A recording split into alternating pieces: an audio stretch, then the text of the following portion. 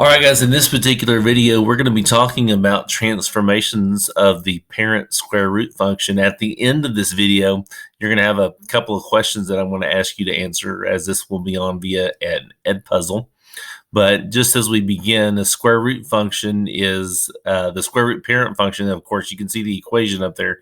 It's f of x equals the square root of x. Notice that there's no numbers or anything else added in there for the parent function. And a square root function will always look like an angel's wing. And so in this case, the parent square root function starts at the origin, and then it increases as it goes off to the right. But in this particular video, we're going to be talking about specific transformations of the parent square root function, namely horizontal translations of the parent function f of x equals the square root of x. And just to remind you, a horizontal translation is a transformation that is going to keep the exact same shape of the parent function, meaning it's not going to be stretched or pulled. It's going to be a congruent shape. It's just going to be moved to a different location. And that can be either to the left or to the right. And so we're going to give you an example of what that looks like.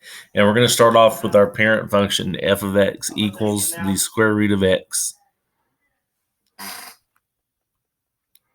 And if we decide that we want to translate that graph to the right 2 units, what that looks like on the graph is it looks like that. So you can see basically the red and blue graph are basically the same graph, but the blue graph is slid to the right 2 units.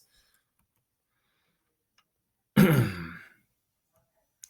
the equation here, as I described the blue graph, is f of x equals the square root of x minus 2. Notice that there's a minus 2 inside of the square root, and we would think that it would be plus 2 because we're moving to the right, but inside on a horizontal translation, it happens inside of the grouping object, and then it is opposite of what we think it is.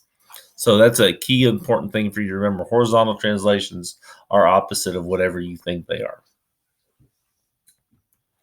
And then as I translate to the left, we have our parent function equation. And if we decide we translate the graph to the left 2 units, it's going to look like this.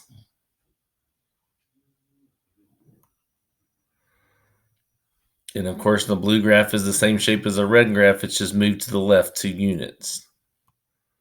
And the equation is g of x equals the square root of x plus 2 to describe the blue graph.